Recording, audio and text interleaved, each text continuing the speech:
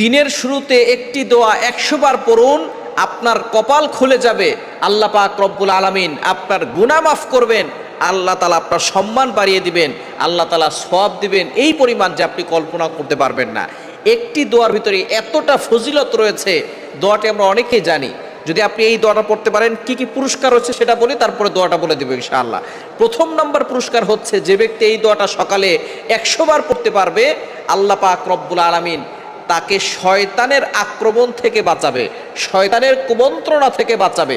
সুতরাং শয়তান যদি আপনার কাছে না আসতে পারে, তাহলে আপনি বেশি করে আল্লাহর ইবাদত করতে পারবেন, আল্লাহর বিধান পালন করতে আপনার কোনো সমস্যা হবে না। সুতরাং যে ব্যক্তি সকালে 100 বার এই দোয়া পড়বে, শয়তান তার কাছে যেতে পারবে না, আল্লাহ তাআলা শয়তানের কুমন্ত্রণা থেকে, আক্রমণ থেকে তাকে হেফাজত করবেন।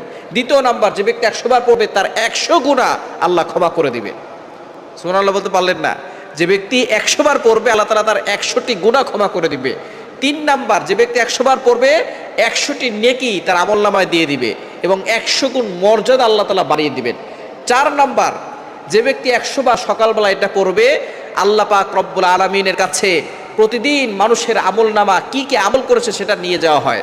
সুতরাং যে ব্যক্তি এটা 100 বার পড়বে, তার নাম এই তালিকায় সর্বপ্রথম থাকবে, আল্লাহ পাক রব্বুল আলামিন তার নামটাই সর্বপ্রথম রাখবেন। সুতরাং 100 বার আপনি এই দোয়াটা পড়ার চেষ্টা করবেন। 5 নম্বর পুরস্কার হচ্ছে, আল্লাহর নৈকট্য অর্জন হবে, আল্লাহর সাথে সম্পর্ক বৃদ্ধি হবে। দোয়াটি হচ্ছে, লা ইলাহা ইল্লাল্লাহু ওয়াহদা লা শারীকা লা লাহুল মুলকু ওয়া লাহুল হামদু ওয়া হুয়া আলা কুল্লি শাইইন কাদির।